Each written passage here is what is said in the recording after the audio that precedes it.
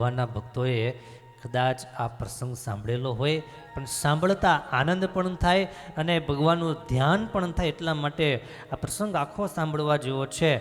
માંડવી બંદરમાં મહાવેદાંતી એક ખૈયા ખત્રી કરીને એક બહુ મોટા વિદ્વાન રહેતા હતા. ખત્રી એટલે એ સમયમાં ભાત ભાતના રંગકામ અને છાપકામના વ્યવસાય સાથે જોડાયેલા લોકોને ખત્રી કહેવામાં આવે. એમાં ખૈયા ખત્રી બહુ સારા કારીગર અને એથી પણ અચ્છા એક વિદ્વાન હતા. સંસ્કૃતના શાસ્ત્રોમાં એને બહુ ઊંડું જ્ઞાન પ્રાપ્ત કરેલું, પણ એ જ્ઞાનનો એને ગર્વ બહુ હતો. ગર્વ બહુ. કોઈ પણ એની સાથે શાસ્ત્રાર્થ કરવા માટે આવે, પહેલી શરત મૂકે કે શાસ્ત્રાર્થ કરવું, પરંતુ એક શરત શું? જો મારી સાથે તમે હારી જાઓ તો તમારે મારા શિષ્ય થવાનું, અને હું જો હારી જાઉં તો મારે તમારા શિષ્ય થવાનું. મારા બધા શિષ્યોની સાથે હું તમારો શિષ્ય થાવ. આવી શરત પહેલાં મૂકે અને પછી શાસ્ત્રાર્થ કરે. એટલી તર્ક વિતર્કની સંગતિની વાણી, એમની બુદ્ધિ મતિ એણે કરી. સારા સારા વિદ્વાનોને એને પરાસ્ત કરી પોતાના શિષ્યો બનાવેલા.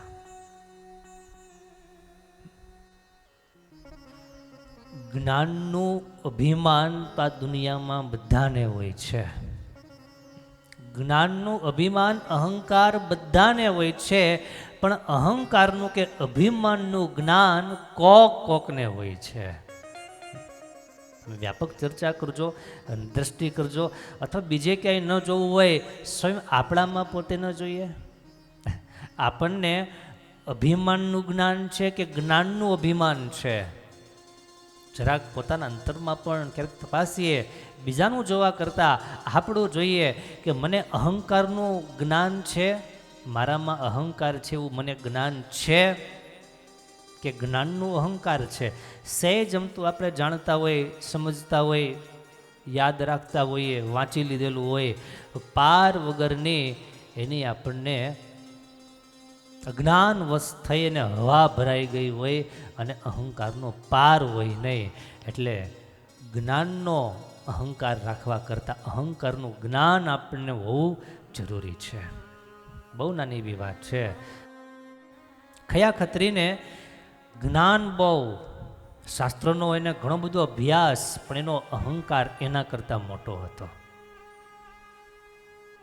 કોઈ એમને કીધેલું કે નાના નાના વિદ્વાનો કે નાના નાના પુરાણી પંડિતોને વશ કરવામાં તમારી શું મોટાઈ? એકવાર સ્વામિનારાયણને જીતીને વશ કરો, એને શિષ્ય બનાવો, તો તમારી પરીક્ષા થઈ જાય અને તો તમારી પંડિતાઈ જાહેર થઈ જાય, બહાર આવી જાય. આવી રીતના 2-3 વાર કાને શબ્દો પેડા. ખૈયા ખત્રીએ નિર્ધાર કરેલો, બહુ વહેલા સમયમાં, ટૂંક સમયમાં સ્વામિનારાયણને મારે પરાસ્ત કરવા. એમાં બરાબર મહારાજ કચ્છ ભુજમાં વિચરણ કરતા થકા માંડવી નગર પધાર્યા. મહારાજને માંડવીમાં પધારેલા સાંભળી ખૈયા ખત્રીને થયું કે સ્વામિનારાયણ આજે સામે ચાલીને અને એ પણ મારા ગામમાં આવ્યા છે, અને હવે શાસ્ત્રાર્થમાં એને હરાવી અને એને મારા શિષ્ય બનાવવા છે, એનું પાખંડ મારે ખુલ્લું પાડવું છે. આવી બધી વાતો મનમાં ને મનમાં નિર્ધાર કરી સ્વામિનારાયણ ભગવાનને પડકાર ફેંક્યો છે. સમાચાર મોકલા છે કે સ્વામિનારાયણને કહો, એ જો ચાહે તો શિષ્યોને લઈ અને મારી પાસે આવે શાસ્ત્રાર્થ કરવા, અને એની જો તૈયારી હોય તો હું એમની જગ્યાએ શાસ્ત્રાર્થ કરવા તૈયાર છું. મહારાજને સમાચાર મળ્યા. મહારાજ કે ખત્રીજીને કહો, શાસ્ત્રાર્થ કરવો હોય અમે તૈયાર છીએ, પણ તમે અહીંયા પધારશો અમને આનંદ થશે. એટલી બધી શાલીનતા, એટલી બધી સરળતા, બહુ સહજ ભાવથી સ્વામિનારાયણ ભગવાને પ્રત્યુત્તર આપ્યો છે. અને ગર્વથી ભરેલ ખૈયા ખત્રી પોતાના તમામ શિષ્યોને સાથે લઈ અને મહારાજની પાસે પધારે છે. દરિયા કિનારે આજે પણ જગ્યા મોજૂદ છે જ્યાં સભા થયેલી, અને મહારાજને પરાસ્ત કરવા માટે નીકળેલા મહારાજને સમાચાર મળ્યા છે કે ખયા ખત્રી આવે છે, અને એ સમાચાર સાંભળતા મહારાજને માનવ લીલા યાદ આવી. ભગવાને ચરિત્ર કરવાનું મન થાય. સ્વામિનારાયણ ભગવાન બ્રહ્માનંદ સ્વામીની સામે જોઈને કહે, સ્વામી, હા મહારાજ, કાંઈક લીલા કરવી છે. અરે મહારાજ, આપ લીલા જ કરો છો. આપનું આ ધરતી પર આવું એ જ એક બહુ મોટી લીલા છે. મહારાજ કે મોટી લીલામાં નાની લીલા કરવી. મહારાજ બોલો ને, એમાં હું શું આપને કામ લાગી શકું? મહારાજ કે સ્વામી, ખયા ખત્રી આવે છે, શાસ્ત્રાર્થ કરવા માટે આવે છે. એને અમને ક્યારેય જોયા નથી, કારણ કે ફેસબુકમાં ફોટો મૂક્યો નથી. એ વખતે કે આ તું એ અમને કોઈ દિવસ જોયા નથી, એટલે કામ કરો, અમારું આવું દુબળું પાતળું શરીર એ અમને જોઈને એને વિશ્વાસ જ નહીં આવે, એટલે અમારી જગ્યાએ આજે તમે બેસો. બ્રહ્માનંદ સ્વામી મહારાજને બે હાથ જોડીને કહે છે કે મહારાજ, દંડ દેવો હોય તો સીધે સીધો દ્યો.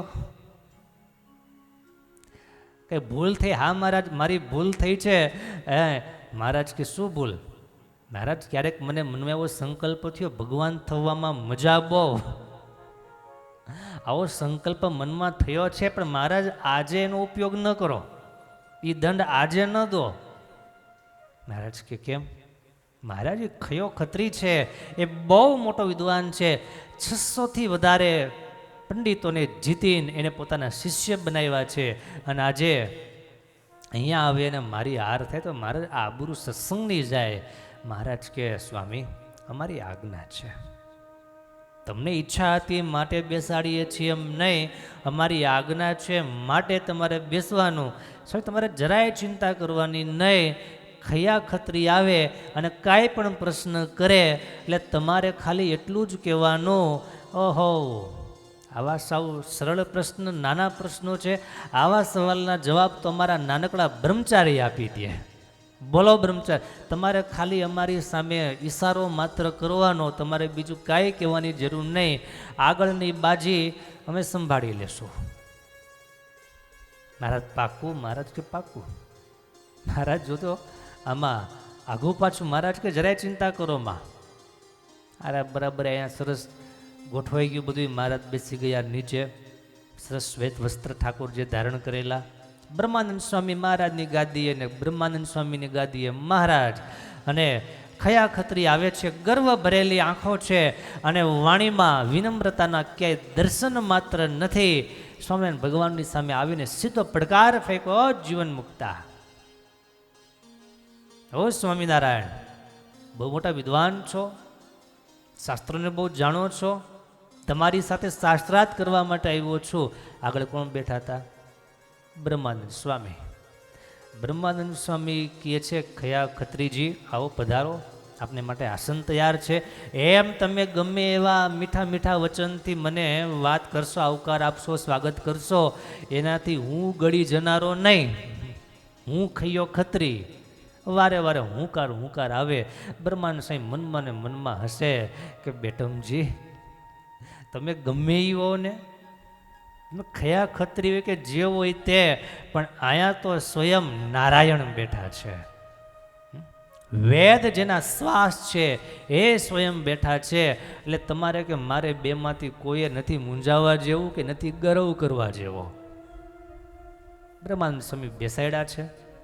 ખયા ખત્રી સવાલ કરે છે, માયાવાદ શું છે? અને આટલી જ સવાલ કર્યો.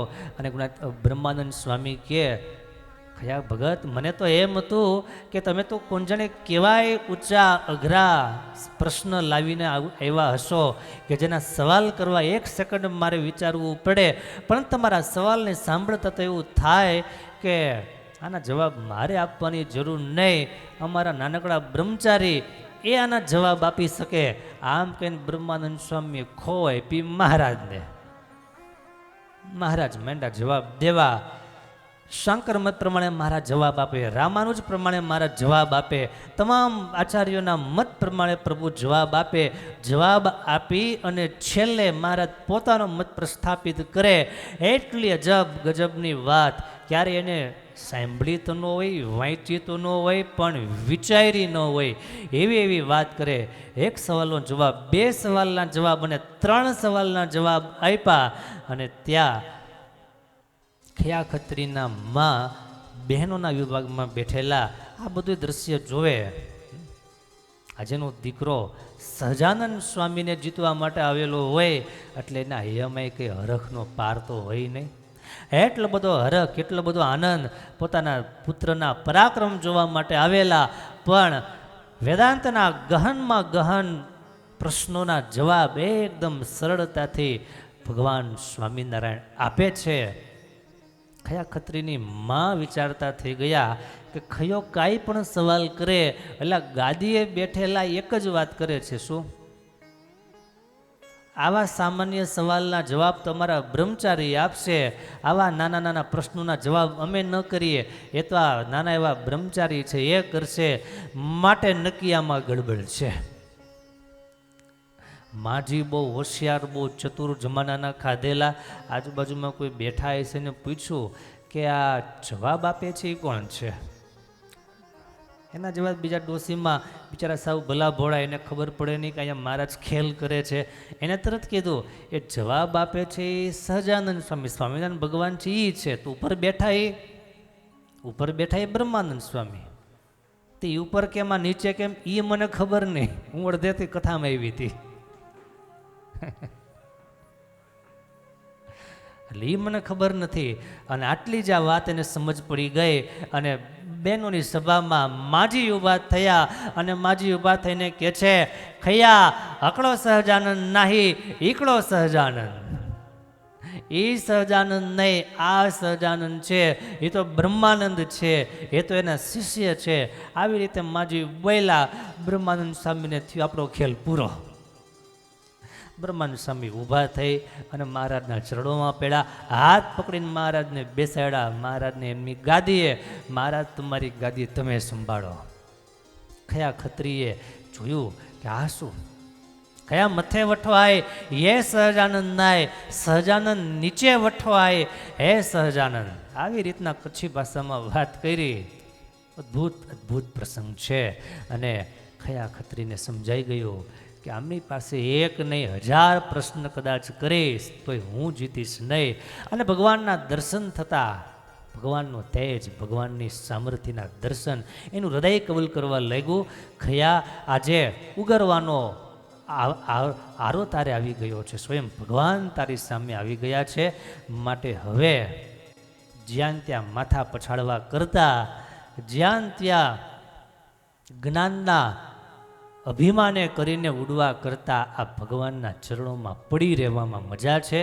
ખયા ખત્રીએ 2 હાથ જોડી અને મહારાજને વિનંતી કરી કે સ્વામિનારાયણ ભગવાન, હું હાર્યો અને તમે જીતા.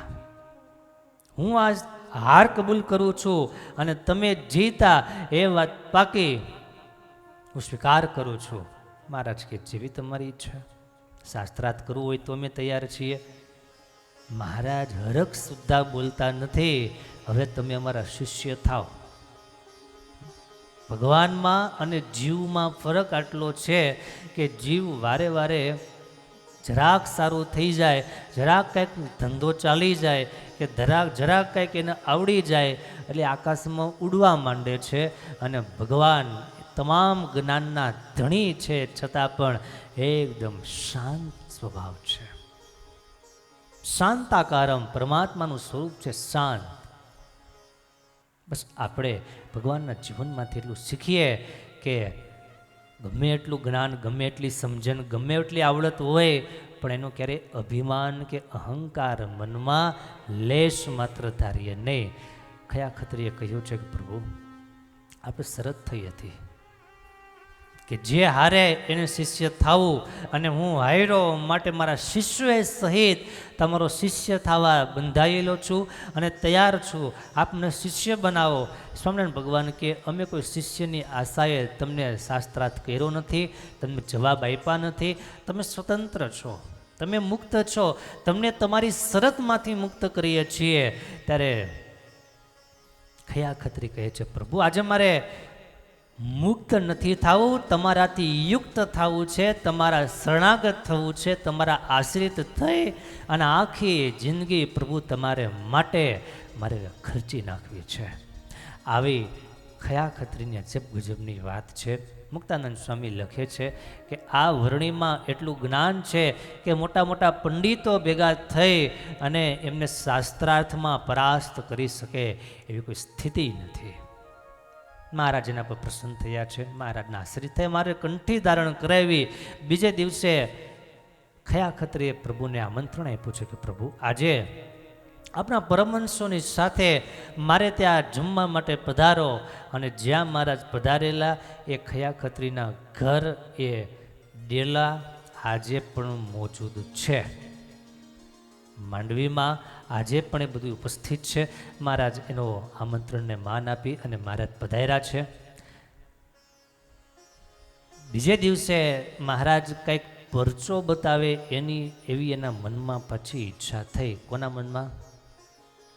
ખયા ખત્રીના મનમાં ઈચ્છા થઈ કે આ ભગવાન તો છે, શાસ્ત્રના જ્ઞાનમાં તો આને કોઈ આંબી શકે નહીં, કોઈ પહોંચી શકે નહીં, પણ ભગવાનમાં તો ઐશ્વર્ય સામર્થ્ય અપાર હોય, અનંત હોય. આ સહજાનંદ સ્વામી એનું ભગવાન તો માનું છું, પણ એમાં કાંઈ ઐશ્વર્ય હશે કે ખાલી જ્ઞાન જ હશે? આવો વળી પાછો પ્રશ્ન થયો. બીજે દિવસે મહારાજ પરમહંસોની સાથે દરિયે સ્નાન કરવા માટે પધાર્યા અને દૂર ઝીણી રેતીમાં મહારાજે સભા કરવાની આજ્ઞા કરી. તડકો બહુ, ગરમી બહુ થાય. ખયા ખત્રીને તરસ બહુ લાગી.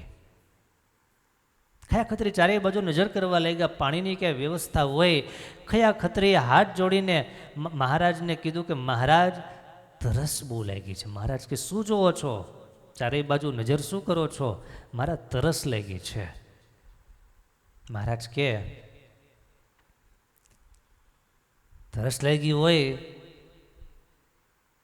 તો આખો દરિયો હાલે છે, પી લ્યો પાણી. મહારાજ પણ દરિયાનું પાણી. મહારાજ કે દરિયામાં ન જવું હોય તો અહીંયા તમને પાણી આપીએ. એમ કરીને મહારાજ ઊભા થઈ અને સહેજ દૂર ગયા. પોતાના અંગૂઠા દ્વારા મહારાજે એક વર્તુળું કર્યું, કુંડાળું કર્યું અને મહારાજ કે છે આ ગોળાકાર લીટો મહારાજે તાણ્યો. મહારાજે પાર્ષદોને કીધું જરાક અહીંયા ખાડો ખોડો તો વીરડો જરાક ગાળો તો. તરત પાર્ષદોએ વીરડો કર્યો અને વીરડો ગાળી અને તરત પાણી નીકળ્યું. સમુદ્ર કિનારે પાણીની કાંઈ સોલ્ટેસ હોય નહીં, જરાક ખોદન પાણી ભરાય. પાણી ભરાણું અને મહારાજ કહે કે ખયા ખત્રી લ્યો, તરસ લાગી છે, પાણી પી લ્યો. ખયા ભગત કે પણ મહારાજ પાણી અહીંયા કેમ પીવાય? આ તો ખારું પાણી હોય, દરિયો કિનારો, સમુદ્ર કિનારો, અહીંયા તો મહારાજ પાણી ખારું હોય. મહારાજ કે જરાક પીવો, મીઠું લાગે તો વધારે પીજો, નકર કાંઈ નહીં. સારું મહારાજ. સ્વામિનારાયણ ભગવાનની આજ્ઞાથી ખયા ખત્રીએ દરિયા કિનારે એ વીરડો અને વીરડામાંથી પાણી ગાળીને પીધું. એવું મીઠું ટોપરા જેવું પાણી જોયું અને ખયા ખત્રીનું હૈયું હા પાડવા માંડ્યું. મારા મનમાં જે સંકલ્પ હતો ઐશ્વર્યમાં છે કે નહીં, શક્તિ સામર્થ્ય પ્રતાપ છે કે નહીં, આ તો શક્તિ સામર્થ્ય ઐશ્વર્ય પ્રતાપ તમામના ધણી છે, તમામના માલિક છે. અહીંયા કોઈ સંશય ન હોય, અહીંયા કોઈ શંકા ન હોય, અહીંયા બીજો વિચાર ન હોય. આમ નક્કી કરી અને મહારાજને ફરી પાછા વંદન કર્યા. મીઠું ટોપરા જેવું પાણી મહારાજે પીવડાવ્યું અને એ પ્રસાદીનું વીરડાનું પાણી ખયા ખત્રીએ તમામ સંતોને પણ આપ્યું અને ખારા પાણીમાં મીઠા વીરડીની આવી અદ્ભુત મહારાજે લીલા કરી. આજે એ પણ વીરડી મોજૂદ છે. માંડવી દર્શન કરવા માટે જાઓ તો ખાસ દરિયા કિનારે આ વીરડી વગેરે સ્થાનકો છે, અવશ્ય દર્શન કરવા માટે જજો.